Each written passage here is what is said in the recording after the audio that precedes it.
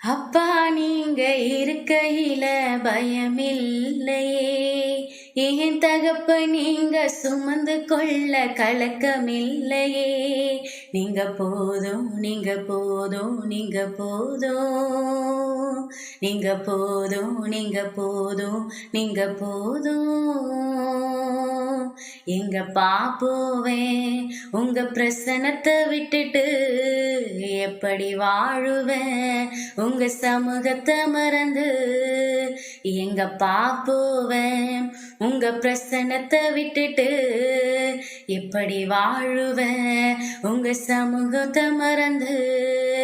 அப்பா உங்க மடியில நான் தலை சாய்க்கணும், அப்பா உங்க நினப்புலதான் உயிர் வாழணும்.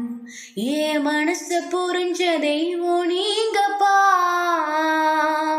ஏன் மனசு நிறைஞ்ச செல்வம் ஏசப்பா. ஏன் மனசு புரிஞ்ச தெய்வம் நீங்கப்பா, ஏன் மனசு நிறைஞ்ச செல்வம் ஏசப்பா. அப்பா உங்க மடியில நான் தலை சாய்க்கணும், அப்பா உங்க நினப்புலதான் உயிர் வாழணும். உம்மை அப்பான்னு கூப்பிடத்தாசை, உம்மை அப்பான்னு கூப்பிடவா, உம்மை அம்மானு கூப்பிடவும் ஆசை, உம்மை அம்மானு கூப்பிடவா. உம்மை அப்பான்னு கூப்பிடுவேன், உம்மை அம்மானு கூப்பிடுவேன், உம்மை அப்பானு கூப்பிடுவேன், உம்மை அம்மானு கூப்பிடுவேன்.